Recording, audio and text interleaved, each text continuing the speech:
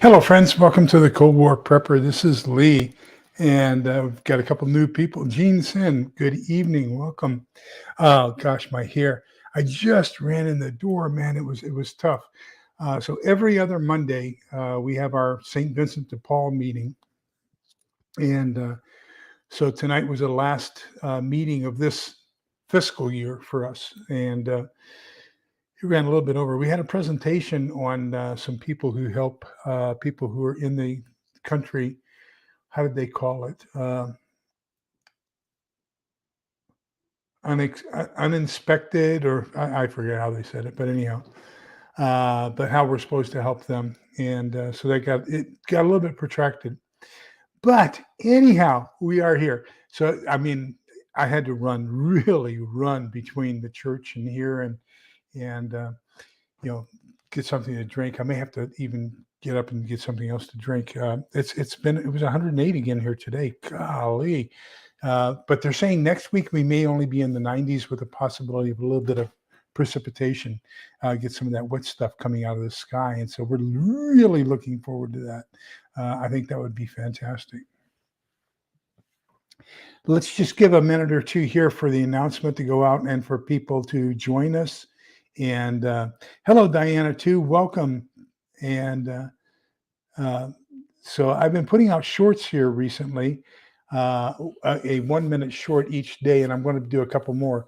So far, I've done, I think, chicken noodle, gumbo, um, navy bean soup. Tomorrow, I'm going to do a beef vegetable soup. Then what are some of the other ones that I have scheduled to do here? We're going to do chili, tortilla soup. We got a couple great soups we're going to be doing here, and how you can augment that, turn it into a basically.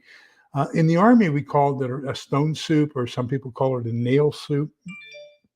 Uh, Terry in Raiders World, good evening. How are you? Hi, Texas Redleg, welcome. And so basically, the story that was told to me, so I'll tell it to you, was there was a pilot in World War II, an Italian pilot who was shot down over Italy, and so he landed. He was starving after a couple of days hiding in a farmhouse. So finally, he put a pot of water on, and he was boiling some water, and somebody said, "Hi, Sandy Aaron," in ABC Patriot. And somebody said, what are you doing? He says, I'm cooking. He said, what are you cooking? He said, stone soup. And they said, well, how do you fix that? And he said, well, you can have some, but you have to put something in the pot in order to get something out. And so they would bring, vegetables and throw them in there. And so it constantly changed flavor.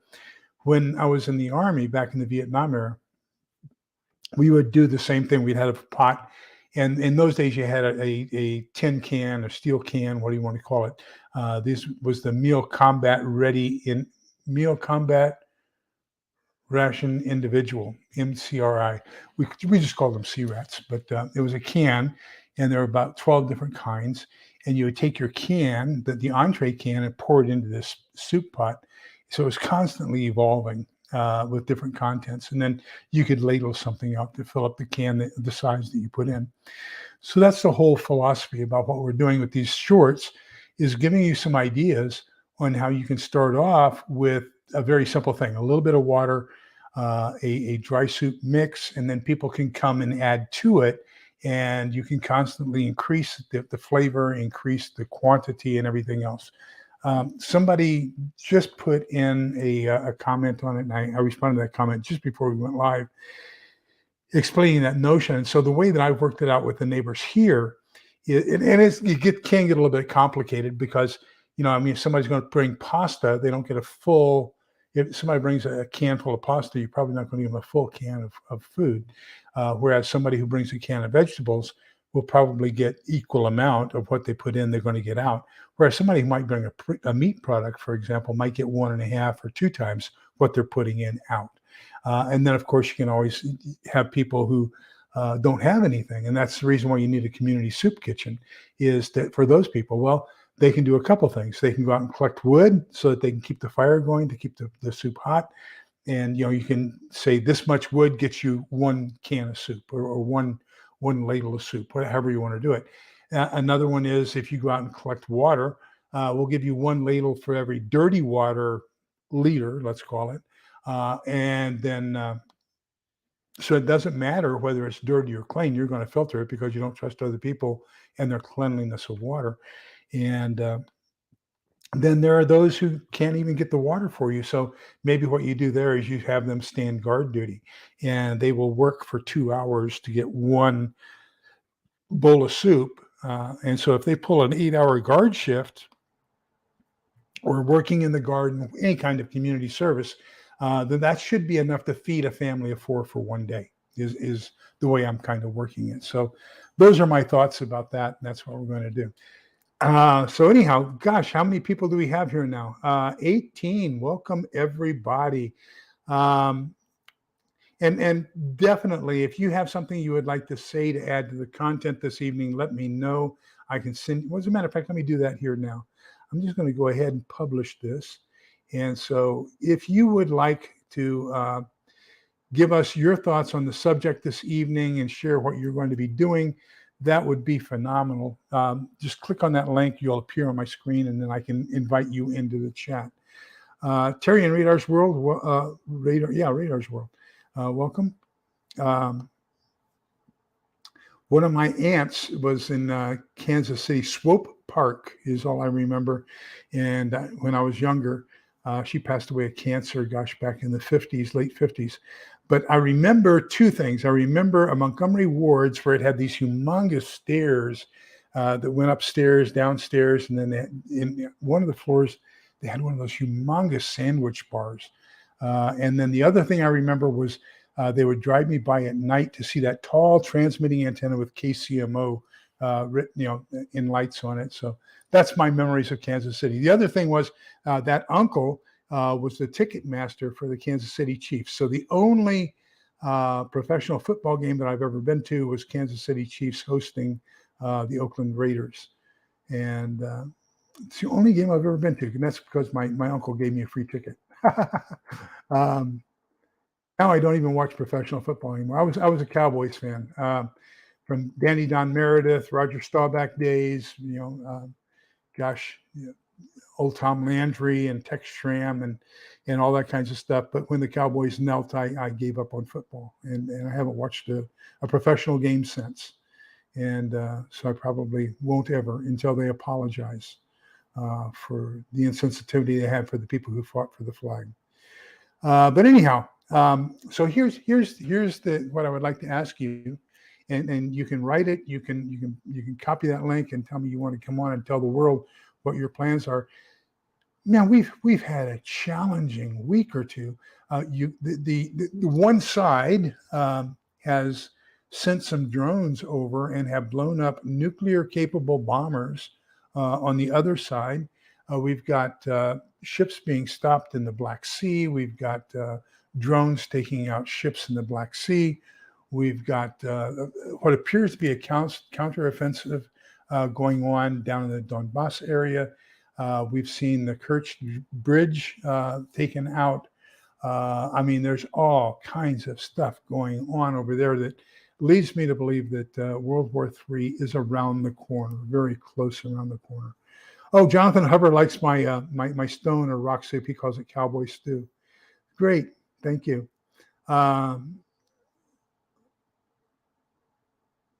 Oh wow, Little Lone Pepper, congratulations! That is fantastic. We FaceTime with our grandchildren every day, sometimes twice a day. And so this evening at St. Vincent de Paul, the new president, Anne, she's really great. And she said, Lee, you aren't going to believe this, but her son was murdered a couple of years ago. And so her grandson was adopted by basically her sister. And I think, but anyhow, and so he was trying to learn how to swing. And they said, point your feet towards heaven. And he says, you mean where my daddy is? And so they videotaped him swinging, and he finally got his feet up and that motion to go up in the air. And he says, look, Daddy, I did it. I pointed my feet towards you.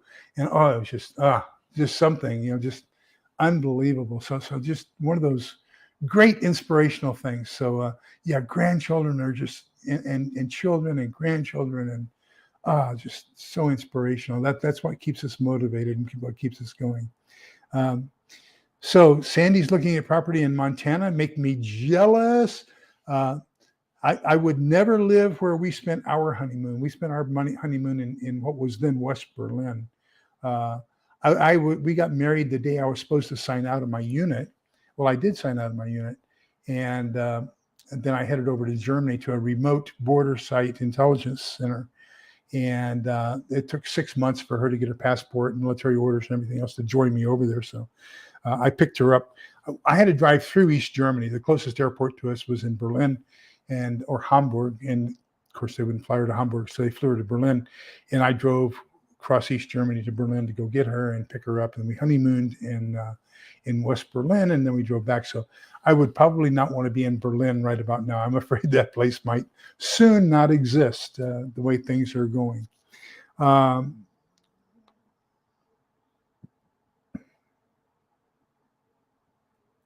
Yes, it is, and what I heard was that was a World War I or World War II, a pilot in Italy is what I've heard. But you've heard so many versions of it that anything is good. You get the concept, you get the idea, so that's just a good idea right there. Jonathan Hoover, Southern Indiana. God, that's a beautiful place.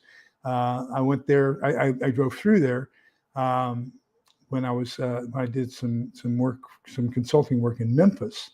And thought that was better. Hoover stew, yes, we can talk about that. That is a Depression era stew that is really still quite appropriate. Gosh,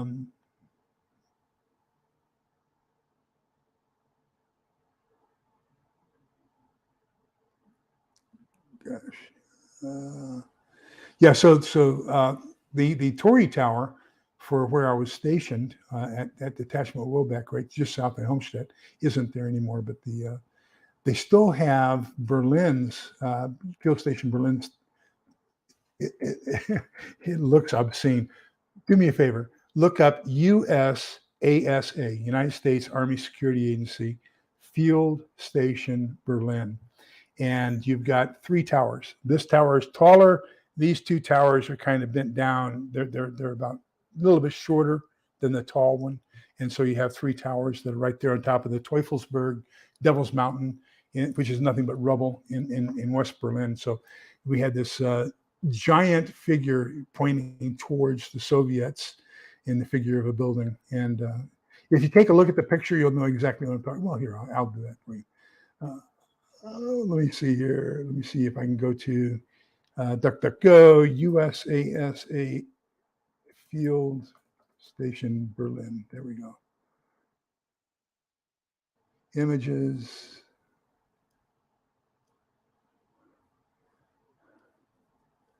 Okay, so here's Field Station Berlin.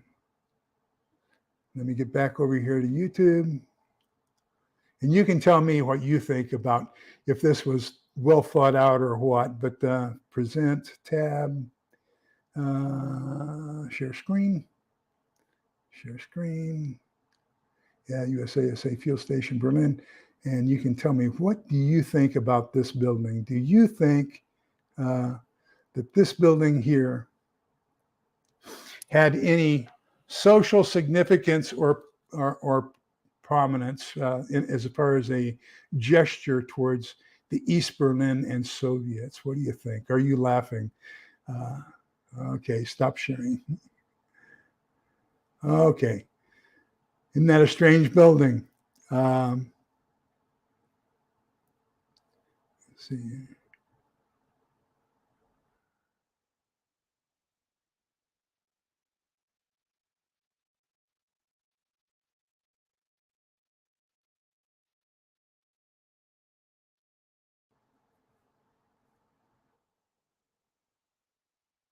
Hello, East Tennessee Preparedness. Welcome. Stray Kitten, welcome. Zachary, welcome. I have not yet tried making pemmican, Texas Red Leg, and so there's also a South Korean version of that called biltong, and that's supposedly really it's a little bit wetter version of it. I understand that is a really phenomenal tasting thing. Um,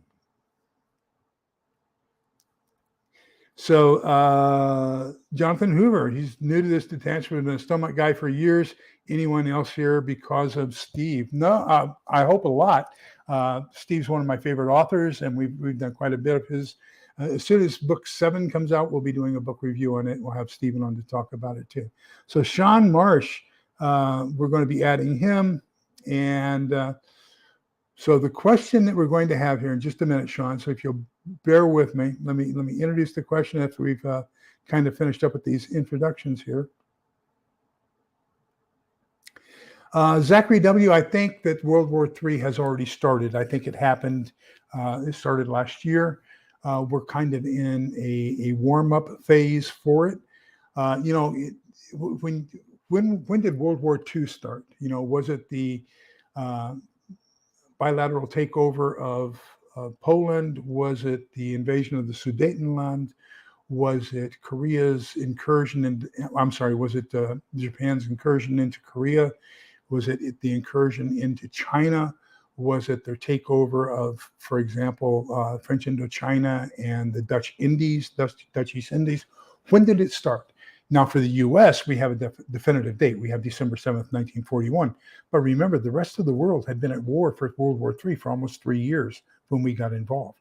So I'm going to say that, in my opinion, World War III has already started. We're in the precursory era of that, and it's going to continue to conflagrate as we go along. Yeah, so I kind of want to ask the same things that Zachary was asking, about but I kind of want to know when do you think nuclear kind of stuff, because I about the drills that are going to go on the 23rd in South Korea, the population is gonna go into the bunkers. And then there's the U.S. military exercise, that joint military exercise that's going to be happening on the same at the same time as that. So I don't know if Kim Jong-un will think that as a threat to him, or because he might think, oh, they might be invading, or something. And that's a very valid question, Sean. And so let me get real here. And I think Diana too has the answer, and that is that we are in what the 2 Chinese colonels wrote about in their book, and they called it unrestricted warfare. General Flynn, Lieutenant General Flynn, wrote a book called Fifth Generation Warfare. And so what we're talking about really asymmetrical warfare, that you really can't put your fingers on any 2 things. So a lot of things are going on that I think are precursors to it. When you take a look at the number of unexplained fires at food production facilities, the unexplained explosion that caused the loss of an entire dairy herd, 10,000 cattle. When you take a look at a lot of the accidents, abnormal accidents, train derailments, especially chemical train derailments near water sources that happen, unexplained. When you take a look at a lot of these fires and explosions that happen at about 1 o'clock in the morning, which is kind of suspicious. We've had at least 5 different attacks on substations throughout the U.S. since I was in the industry back in 2015. And they try to shoot out the backup power generator. They tried to blow up the diesel storage tank for that power generator. They've tried shooting out the transformers that have mineral oil inside as a coolant. I mean, they've tried all kinds of things. So I think that 5th generation warfare wise, we've been in a steady progression. Now, when we start talking, one of the biggest problems I have is less than 3%. Texas Red Leg, I'd like to get your opinion on this as well, because I know he's got military experience as well. One of the things is only about 3% of our total population have been involved with the military, not in the military, but involved in the military and understand what we do. And so we have these anomalies. So every summer, every National Guardsman and every reservist has to go to their 2 weeks of training. But you always also see the civilians talking about, oh, look at all this stuff that's going on, all these convoys, all this movement. Something's imminent. They're doing something. Just because you're training does not mean that what you're training for is going to happen. It is better to train for it and it not happen than to not train for it and have it happen, if you understand what I mean. So yeah, so we're seeing a greater increase in threats from Kim Jong-un. Now, when I was there with the 102nd MI Battalion, Military Intelligence Battalion in 2nd Infantry Division, one of the things we know is that the North Koreans are constantly trying to incur into South Korea. They have a total blinding hatred for the United States. So imagine they came south. We counterattacked from basically Incheon, right around Seoul, and went north all the way up to the Yalu River. The Chinese joined them and drove us back down to the 38th parallel. So when we went north and then came back down south, the artillery, the bombing, everything else, it just totally obliterated their country. There was nothing left of North Korea by the time we signed the peace treaty. They hate us for that. They forget that they're the ones that started the war. They hate us for basically wiping out their country. And so they want to get even for that. And so that threat has always been there, and people forget. The United Nations basically called it a police action, but it was a state of war.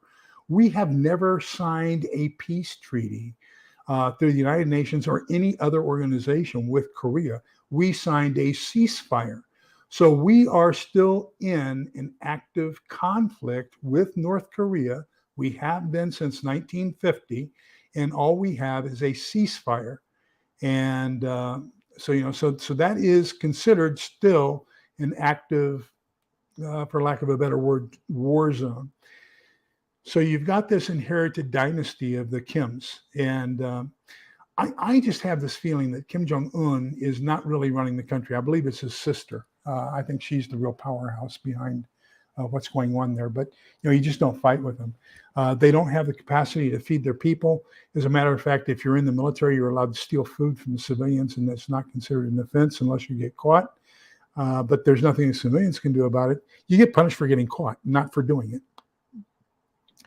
So there's this animosity between North Korea and the United States, and they view South Korea as being a vassal, a puppet of the United States. Do I think that they want to wipe out South Korea and wipe out the U.S.? I think they want to wipe out the U.S. more than they want to wipe out South Korea. Then they want to occupy South Korea and take all their assets.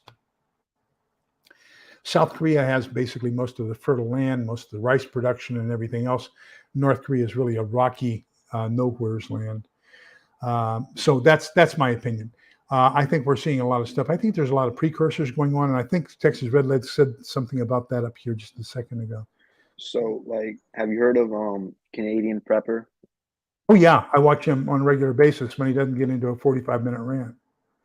Do you I know a lot of people say, "Oh, it's all fear baiting. It's all this." It's but do you view it as that? So what he does, and we can call things different names all the time. Canadian Prepper does a darn good job of putting together a list of facts and allowing you to interpret that the way you want. I agree, yes. And now he only does bad facts. He doesn't do good facts, and the reality of that is there really isn't that much good to talk about nowadays. Okay. Yeah. So he's giving you all the different pointed negative things that are going on around the world. So if he says, Manchuria is flooded and that's where 50% of the rice production from China comes from, is that fear mongering? No. If he says that the other 50% rice production is in a drought zone and they're not going to get any rice, China's going to have 100% rice deficit this coming year. And they're going to be looking for rice elsewhere. Is that fear mongering, or is that just telling you the truth? And it's us that's saying, they're going to have to do something to get rice from somewhere else. So, and that's Canadian Prepper has his way of presenting it.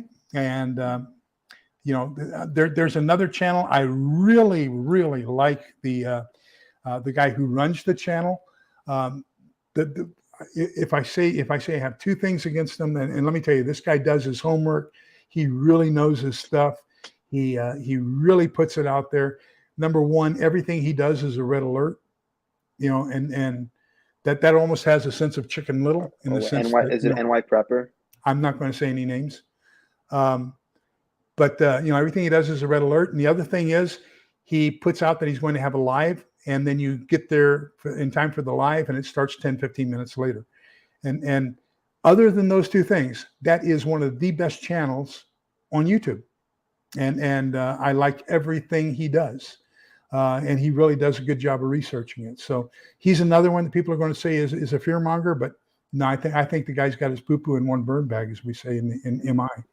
And You know, like one more thing, like Canadian Prep, I do like that he's like impartial to like I do like that he like and he also has like a lot of like knowledge about psychology and I think that's his bachelor's degree of psychology. yeah and also like I like how he does like a lot of different series and stuff like not like he does preparedness series and Oh yeah, I think he's very well versed. I really like the people he interviews. Another one that I really really like, who has some really good interviews, is Toolman Tim. He's out of Canada, and so far he has interviewed, Bill Forstchen. He had a live with Bill Forstchen earlier today. He's interviewed Franklin Horton. I'm sorry. He's interviewed A American, Chris Weatherman. He gets on. Just last week, he interviewed James Wesley Rawls. So he interviews some really phenomenal and knowledgeable Eric Pry. He's interviewed him. So has Canadian Prepper interviewed Eric Pry. We've got some really good experts. What's the guy's name from NASA, the EMP expert? And he wrote a series of books as well. I forget his name, but he's been interviewed both by Toolman Tim and by Canadian Prepper as well. And that's where you're going to find out the real good stuff about EMP and stuff like that. When you have subject knowledge experts like that on channels, oh my God, does it increase the overall credibility of those channels? I just really think they're great.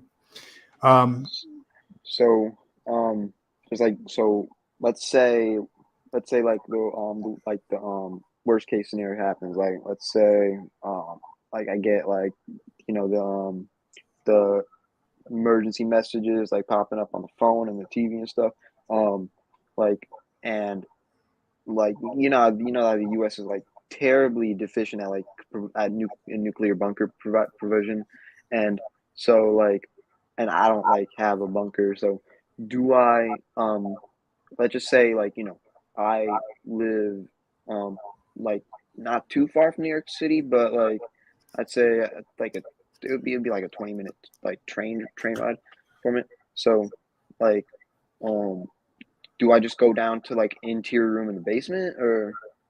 Yes. So there's a couple of things. Number one, FEMA has some very good information about that on their website. And I would say go there. New York Prepper has a series of about 6 or 8 videos on nuclear warfare and what the best thing to do, how to build an improvised shelter interior to a house. He has some really good information there, and so all that. But I want to go back to your discussion about we are woefully deficient in shelters. And we made a conscious decision. I'm a child of the shelters. That's what got me into prepping. My next door neighbor was the block civil defense warden during the Cuban Missile Crisis, and he built a cinder block shelter in his backyard. And I was a young 11-year-old kid at the time. And boy, I just sucked up everything about survivalism and nuclear warfare and living in a bunker and all the foods and everything else. And at that time, the only long-term shelf-stable stuff we had basically was the Army rations and boat rations, lifeboat rations. But we had a hand crank to run the air filter system because we didn't have solar, didn't have electricity or anything like that. I've been doing this for quite a while. The reason we don't have bunkers is because a conscious decision was made during the Nixon administration, and it was really advanced by Ronald Reagan. And the decision was, we can continue to try to build bunkers that people probably won't make it to anyway. Because by the time we're going to maybe have 8 to 12, 15 minutes advance notice at the most. How close does that bunker have to be in order for you to get into it in time? Okay. Then you have all the stuff expiring. So you're going to have this renewal and refreshing of stuff on a regular basis. Well, what happens when you have all this food, water, every toilet paper and everything else in an open facility with no locks on it? Because if you lock it, how are people going to get in to take care of, to use the shelter? If you leave it unlocked, all the stuff disappears, which is what they were finding out. So we decided to invest, rather than invest in trying to keep toilet paper in public shelters, that we were going to invest in Star Wars. And the idea was we were going to develop an anti-missile missile that would shoot down any missiles that they launched at us before they ever had a chance to explode in our atmosphere. So that was a conscious decision by our government, that it is better to eliminate the threat than it is to try to maintain defenses that people probably won't be able to use. Does that make sense? Yeah. Yes. Okay. Any other questions? I don't know. That's about it. Well, where are you from? From New York. Okay. Because you said you were right outside of New York. So Long Island or I'll just say. Just say New York area. Okay, I got you. So All right. you know what I'm talking about trying to get somewhere that may be 3 miles away in the crowds that are there in New York, and you only have 15 minutes to get there. Well, I'm not New York City. I'm not like. Yeah. But yeah, I'm not like in the city. But Gotcha. all right. Have a nice one. Okay, so Texas Redleg says that we're already in the war. He and I agree on that. And the precursor is an effort to soften our ability to defend. Folks should be prepping like never before, in his humble opinion. And I wholeheartedly agree with that. So the premise about tonight's discussion is the unimaginable. If we take a look at what happened in Maui, those people had no time to react. I mean, you had hurricane force winds stoking up a fire, that probably was generated by a high capacity transmission line snapping, sparking, and igniting a fire. They even believe they have a video from a security system catching the moment that the fire ignited. And then, of course, you got a blast furnace once that happens with those hurricane winds. And so, just, oh my God, terrible, devastating. My prayers go out to the families, not only of those who have suffered loss of life, but to those who have lost everything. And so if you're asked to give what you can. Those people are unbelievable. Then we take a look at the opposite happening in California. So we've had 3 to 5 days advance notice that there was going to be Hurricane Hillary coming up the Baja Peninsula and into Southern California. And people had all kinds of opportunities. Number one, to evacuate. Number two, to prepare. We had the opportunity for staging of equipment from FEMA, from their contractors. Most people don't realize it, but FEMA is not that big of an organization. It's less than 1,000 employees. So what they do is they subcontract, or they contract out with companies like mine. And so I was a food services subcontractor to one of their major contractors. And so when there was an event like Katrina, Wilma, Rita, and a couple others, then what they do is they say, hey, we need for you to set up a food service station, and we're going to provide you with the food, the fuel, and everything else, and the electricity and all this kinds of stuff. All we need is your kitchen trailer and the people to man it, and you're going to feed these people. One of the things we learned as a result of Katrina was people would shop for who had the best food available. So they came up with a standardized menu so that we had boil and bag meals. So all you had to do was boil these bags and put them in kettles of boiling water and put them on the serving line. But we learned that what we wanted to do is everybody served the same meals all the time. So on Monday it may have been Salisbury steak and mashed potatoes and peas. Everybody did it. So it wasn't somebody had Mexican and somebody else had Salisbury steak. So people, even if they went food shopping, they were going to get the same thing regardless of where they went. That was one of the things we learned as a result of Katrina, was everybody had to serve the same thing. And but most of that, because same thing, the government decided it was too expensive, number one, to buy all the equipment they would need to help people in a case of an emergency. Why don't you just hire companies like mine? When I'm not doing a hurricane or a tornado or an explosion or something like that, I can take that same trailer and go to a motorcycle rally, to a county fair or whatever, and serve food as a concession stand when I'm not working in a disaster recovery situation.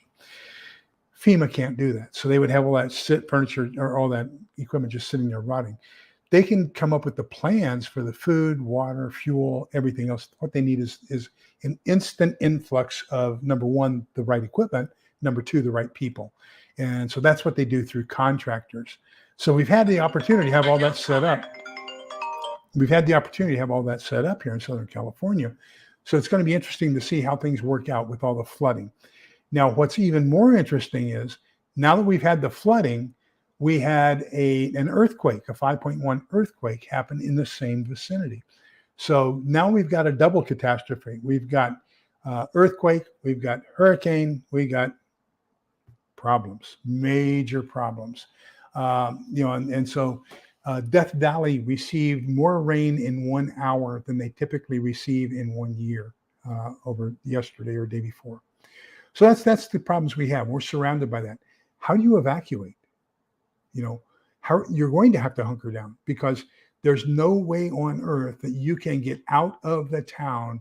If you've got 6 million people all trying to take Interstate 10, the 5, the 101, the 405 to get out of town, you've got rush hour on four major freeways, and that's it.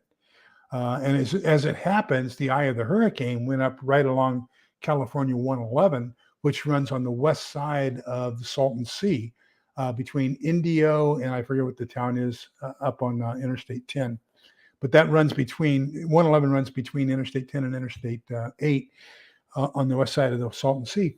That was basically the center of the path for where the hurricane went. That's where everybody would be evacuating to avoid the floods. So we've got some major problems. And so that's some of the things you need to think about now in your preparations for SHTF. We got possible nukes coming from Uncle Kim. We've got World War III. And now I understand that I was watching Russia Speaks, Inside Russia. And Alexander was talking today about how Putin is now seeking for peace. And so, he's got problems. China now has major financial problems. One of the largest banks and largest real estate companies filed for bankruptcy. Our stock market is going down. We're probably going to have a depression here in the very near future with the stock market crash. Our housing bubble is going to go down. I mean, the world has some major problems. So how are you going to do? How are you going to take a look at all these different things that are going on, spend your money wisely so that you can be prepared for that, and simultaneous with that, plan, how am I going to hunker down? Oh, but wait, how am I going to bug out? Because one of the biggest problems with bugging out is if you don't leave early enough, if you don't see the signals early enough, you're caught in that traffic and you can't get back. So in my opinion, if you don't beat the crowd out of the threat area, you're dead, because you're going to be totally exposed in your car, sitting somewhere without gas, and everybody around you is going to be in a total panic. And so those are the things I want you to start thinking about, is how are we going to handle this kinds of stuff? Let me get down here.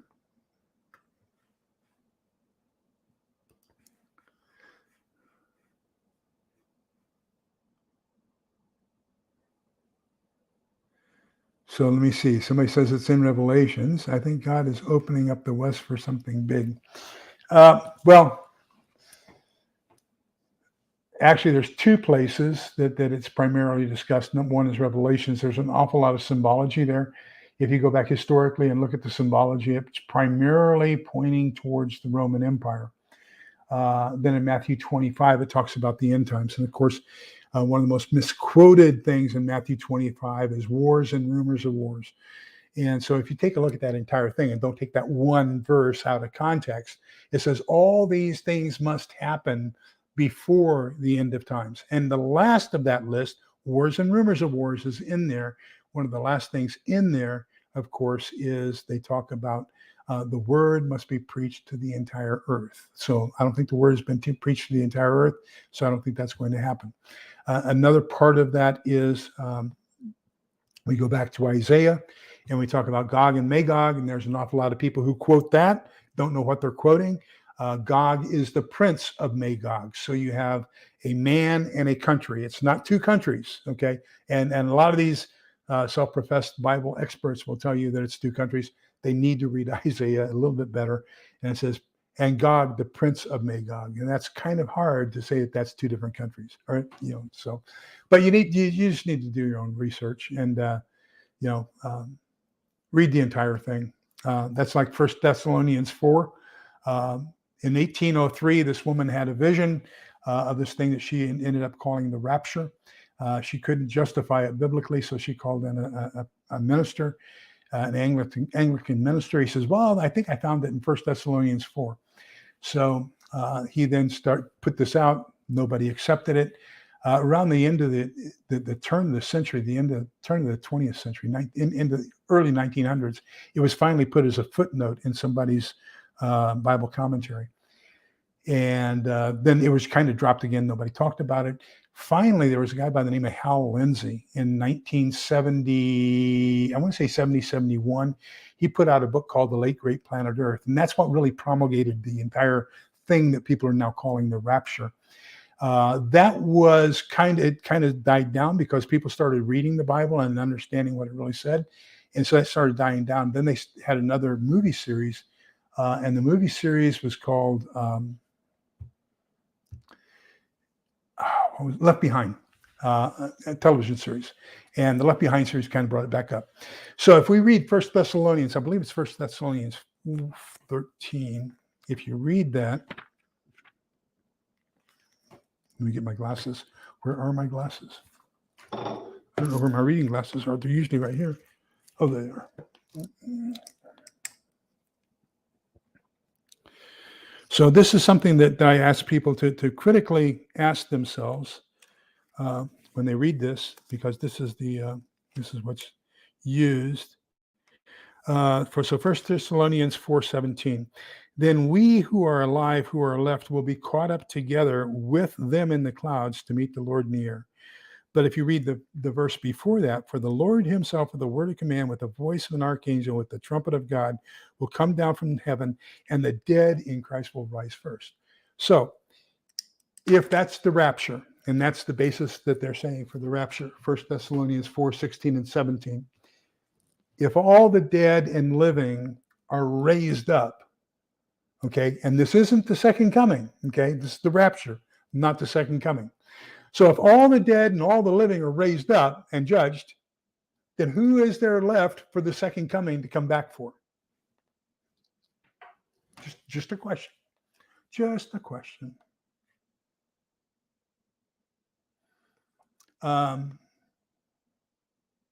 Amen, Jersey. Amen.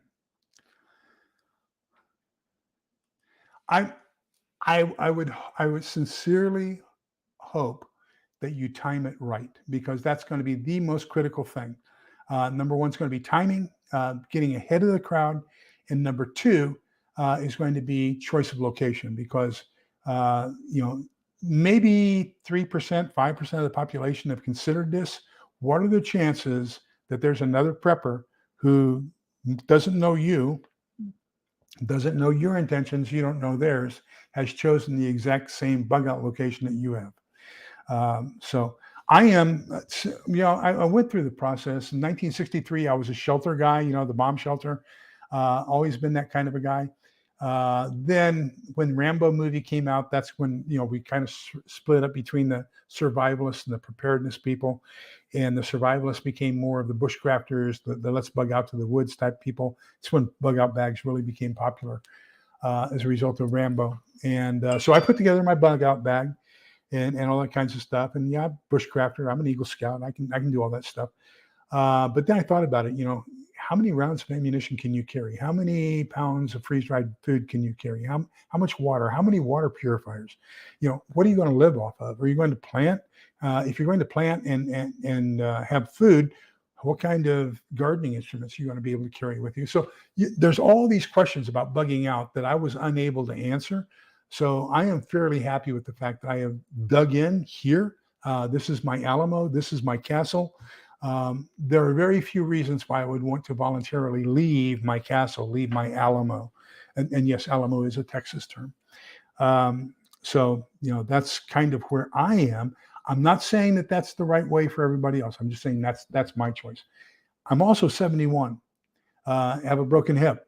The day I retired from the Army, February 1st, 1991, I promised myself I would never run another step for the rest of my life.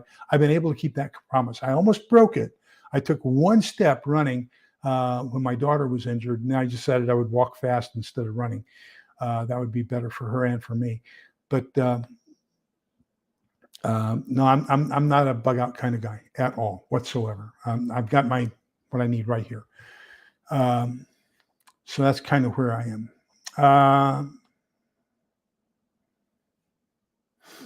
So Jersey Prepper says he has minimal amount of preps, but he can acquire them if need be.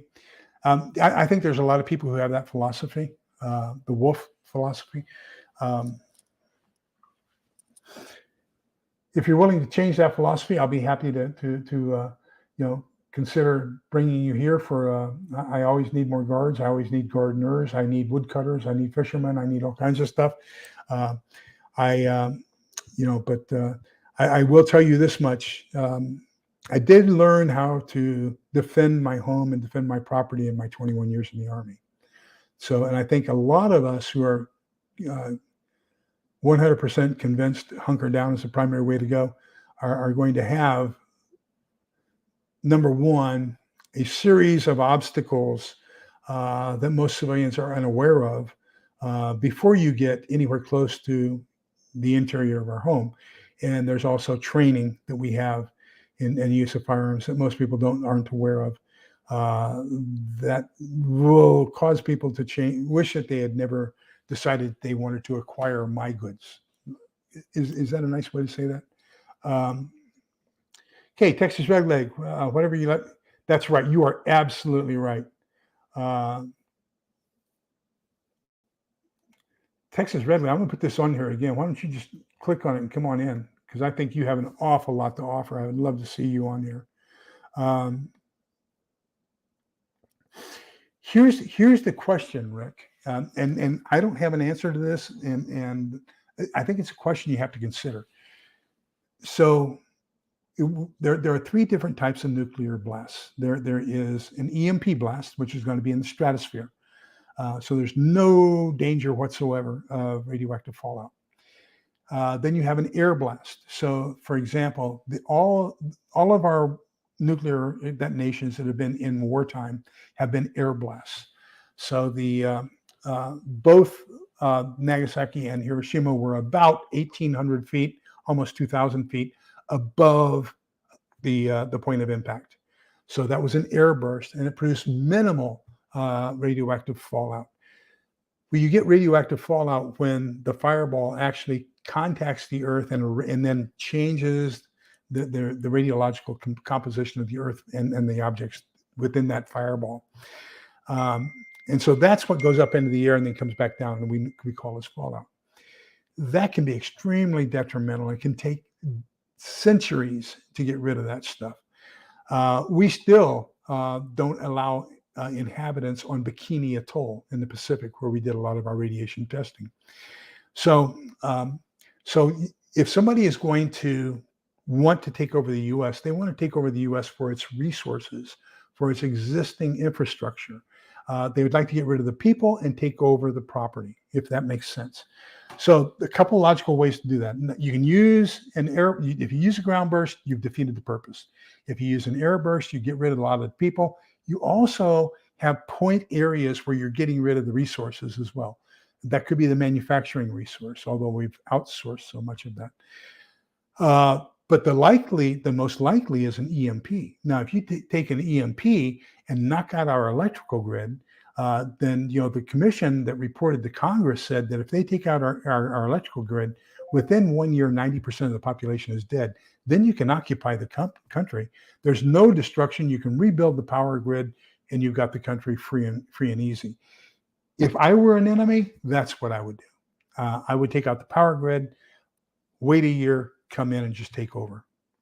So I don't think there's going to be that much nuclear. No. I'm going to hedge here for just a second. Kim Jong-un is crazy. He is one wacko. Okay. Syria is whack. Iran is whack. So, and we don't know whether the Russians have given the Syrians any nuclear capability. We do know that Iran is developing nuclear capability. They want nothing more than to take out the evil US and Israel. So I can see either Iran or Iranian extremists or even Saudi extremists doing a dirty bomb, possibly even launching an ICBM against the U.S. I think that's the sole purpose. That's the one thing that Kim Jong-un lives for, is to nuke the U.S. So those two, I will say, are the exceptions. But the rest of the world, China, and Russia, I don't think they want to destroy anything here. I think they want to occupy it.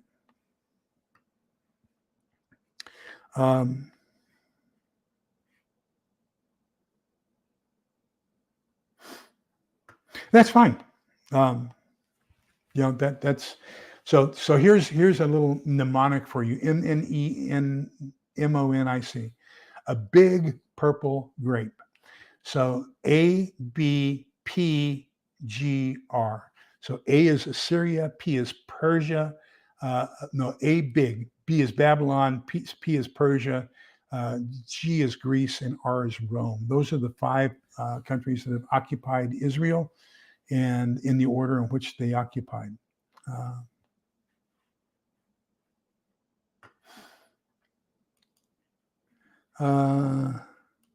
Nearest small city is 27 miles away. Sumi, I think you're fairly safe, to be honest with you, unless you're close to a ICBM launching site. Susan's ramblings, I think that is an A+ solution.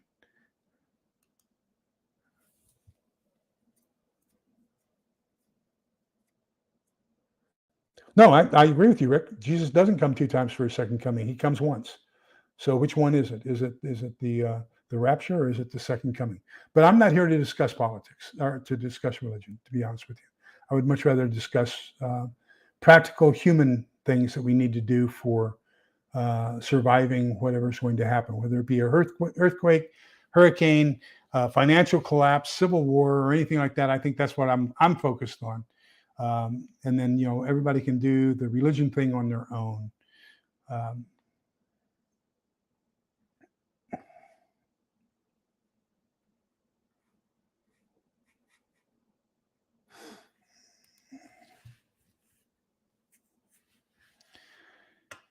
And one of the gray man preparedness. Scott is an ex-MI instructor like I was, and we were together at Fort Huachuca, both of us warrant officers. He has a minimalist backpack on his website. So if you want to get an idea of how he's going to bug out into the desert in southeastern Arizona. So he has a really good plan. It's not my style. But he has a really good plan. I strongly recommend his website if you want to go minimalist and lightweight bugging out.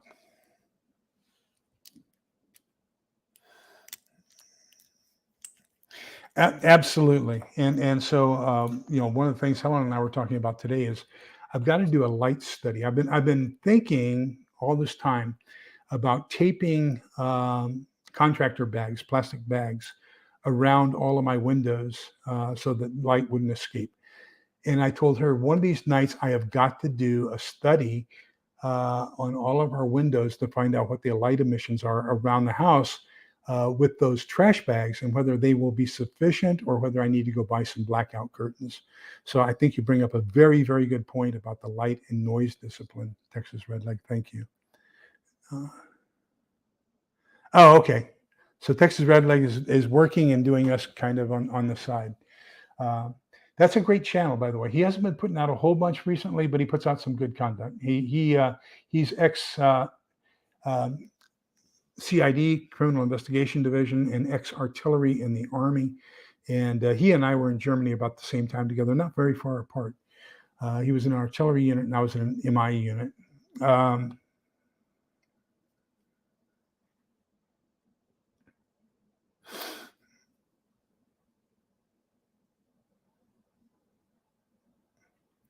I so the Jersey Prepper, I love what you're saying, and that would work for me as well. I don't know if that's what everybody wants to do.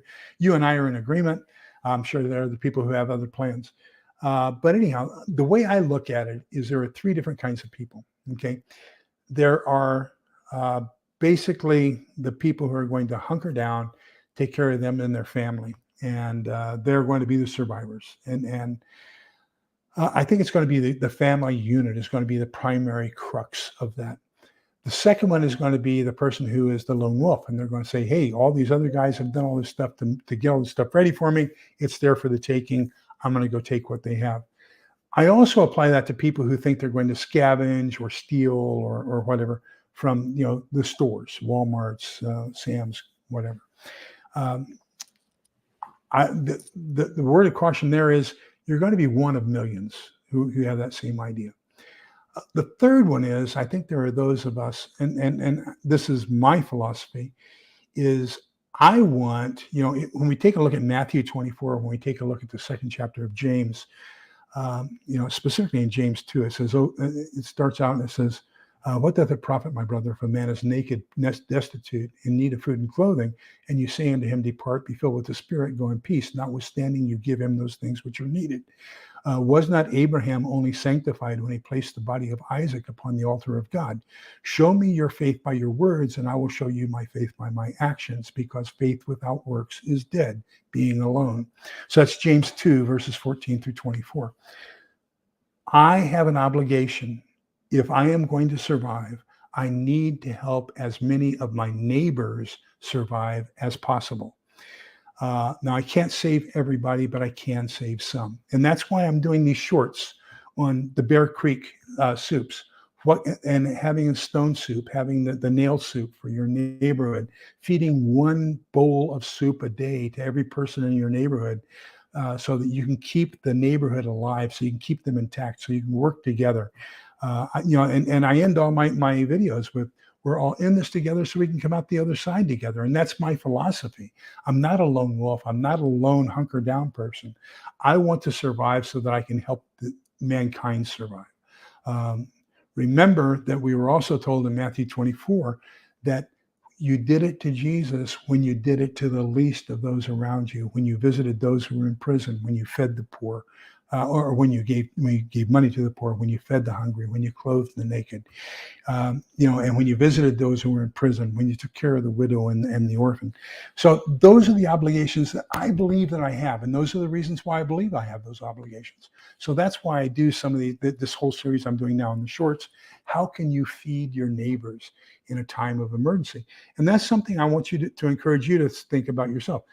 Here's the bad part of that. Okay, I am extremely naive, and I admit it. I have good intentions. Not everybody in this world has good intentions. There are people out there who will probably say, well, if Lee has enough to give to me, then he has enough for me to take. And, I can hold off for a while. I can't hold off indefinitely. And, if somebody has a really, really dedicated effort to come get what I have, That's going to be it. And there goes all of my altruism goes out the door. But, I've got to save as many people as I can for as long as I can remain alive. So that's kind of my philosophy. Not that it's right or wrong, just that's Lee.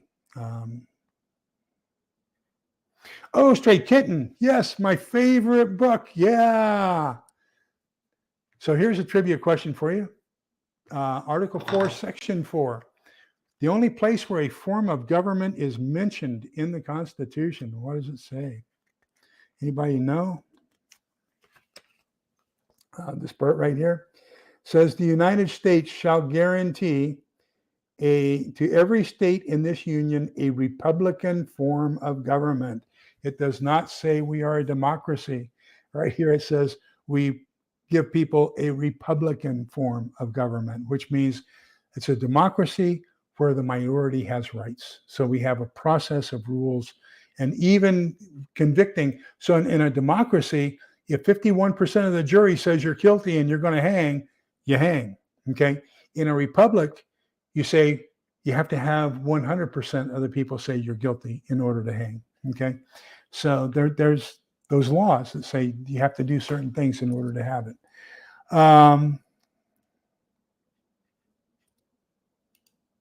Simi, you are so right. You're absolutely right. That's why I believe that's what they want to do.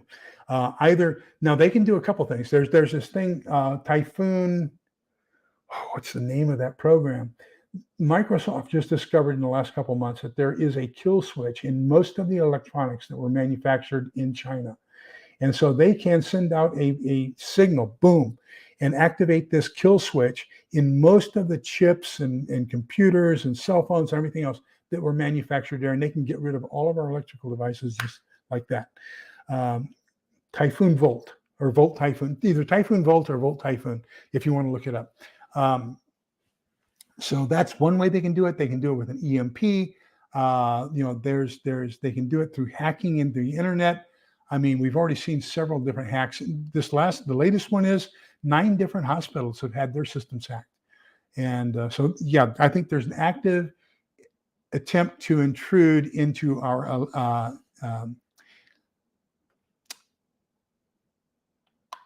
network systems.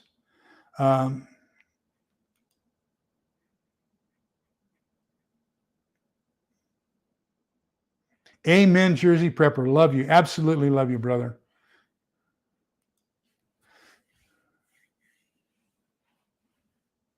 No, and it didn't take anything to knock it out here in 2021 when we had Ice Mageddon. And then we had another Ice Mageddon last winter in early 2023. So, we're predicting right now, because of the fact that we've now had 91 days over 100 degrees here in the greater Austin area, that we're going to probably have rolling brownouts, if not blackouts, here in the very near future. I watched Texas News Studio. Mark, what's Mark's last name? I forget his last name. TNS. He's out of Dallas, and yesterday he had to cut his transmission short because he got a text from his power company that they needed to conserve as much electricity as possible.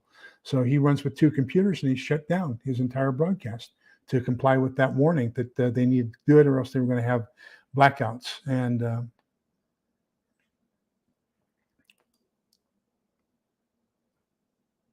we're good, Jersey Prepper. We're good. And please don't think that I was calling you a thief. I would prefer not to I would prefer not to put that into your thoughts. I don't even call people I catch in the process of doing a thief. So there's no way that I would infer that you are. I did not mean to demean you in any way. Okay.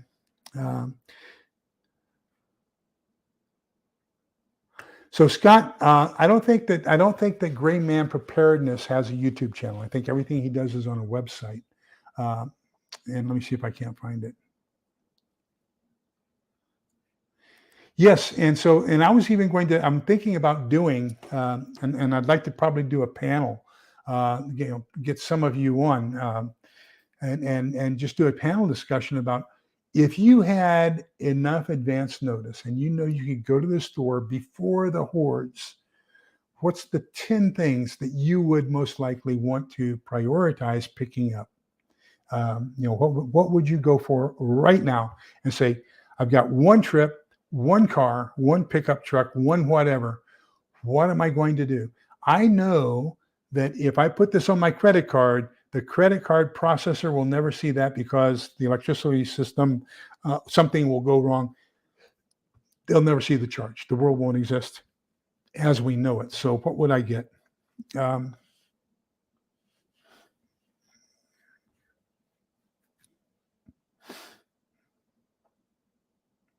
oh, wow. I'll have to try that. Yeah, I've seen some people do that. Um, I'll have to try that. Thank you, ABC Patriot. That's a great suggestion. I appreciate that.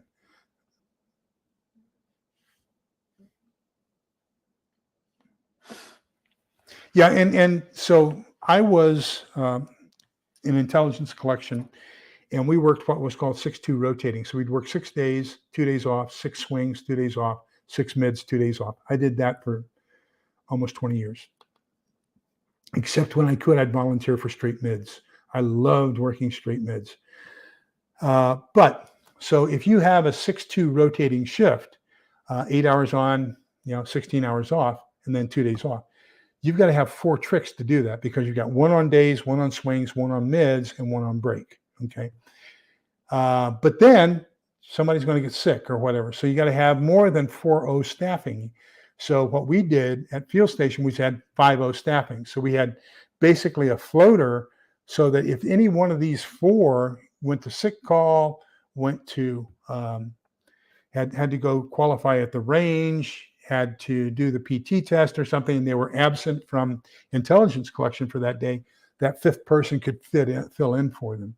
And so we had, for every position, we had to have 5 people for that position just to keep it staffed.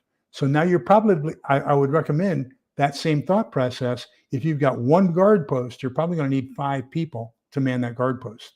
Okay. And nobody wants to sit at a guard post for more than 2 consecutive hours at nighttime. I can guarantee you that. If you do, you're putting your life in your hands because you're going to fall asleep. Probably a half hour. You want to put 2 people on that guard post. So one is looking for a half hour and the other person's keeping the other person awake. Okay. But you want 2-man guard posts. You want to no more than half an hour. You're going to get replaced by somebody else in a half an hour. Well, what happens if you have half-hour guard shifts? You're rotating. So let's say you're going to put them out there for 2 hours, half hour watching, half hour keeping them awake, switch, 2 hours. Now you've got to have, at least 12 different shifts go in there. So how many times can somebody go do that for 2 hours at a time before they have to eat, before they have to go to the bathroom, before they have to sleep? So those are the things you have to take into consideration. It's going to take a lot more people than what most people give credit for as far as being able to staff the defense of a location. Hi, Sassy Gal Prepping. Welcome. She has a fantastic channel. So if somebody would put her link up there, I would greatly appreciate it. Citizens Ramblings, yes. And same thing here. I have family members now. It's great. My sister kind of got the bug here about 3 years ago. And so I took her over to the LDS Provident Living Center and bought her first case of food. And she's been on her own after that, but I bought her a case of whatever she wanted from the LDS Provident Living Center. Now her son works at a factory where he manufactures firearms. And so he is very, very well versed in firearms. And so he is taking good care of his mom.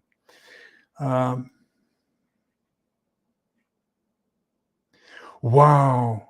Susan's Ramblings, I am so jealous. We've got 4 adults in our family, and maybe 6 if my sister and her son come.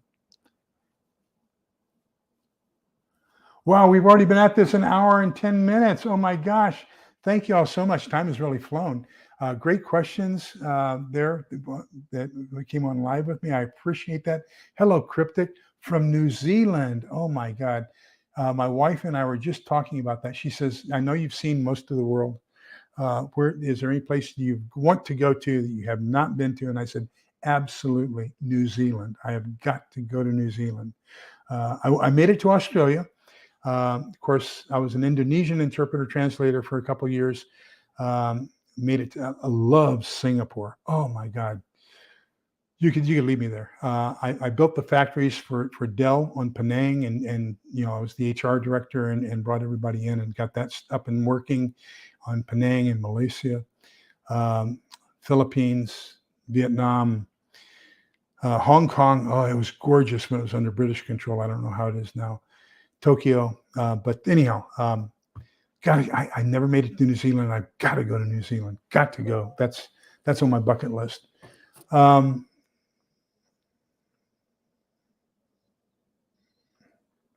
And right now they're doing a very good job doing it. I will tell you, they're God's Guns and Family.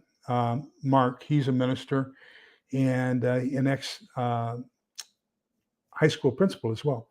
One of the things that he talked about today, he came out with one of his real quick. This is, you got to hear this. There was a challenge to the Second Amendment that was taken to a federal court, a district court, and the district court says that the Second Amendment specifically does not say firearms, it says arms.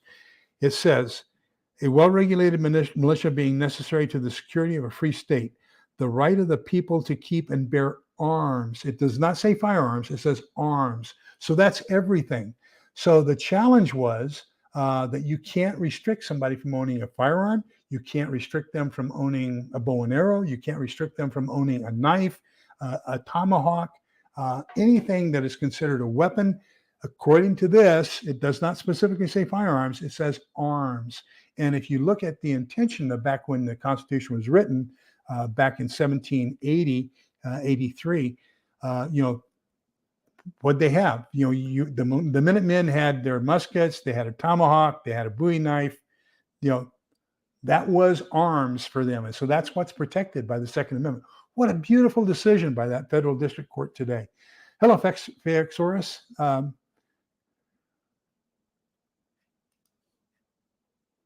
Yeah, the only two teams that didn't kneel were the Cowboys and the Redskins, and then they blew it and they did it.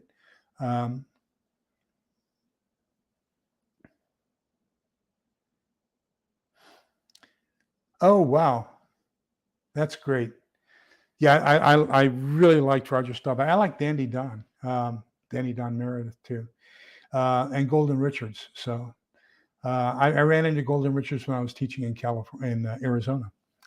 He only had that single bar and he lost most of his teeth getting hit with that single bar catching, and it was terrible.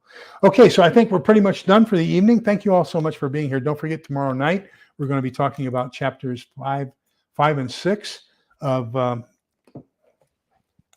United We Stand. So building your emergency preparedness network. This is critical, people. You've got to have a network of like-minded people working together to accomplish survival. And so we're going to be talking about chapters 5 and 6 tomorrow night. In the meantime, we're going to go to Numbers chapter 6, verse 24. If I can remember where Numbers is. Genesis, Exodus, Numbers, Leviticus. Leviticus, Numbers. There we go. 6:24.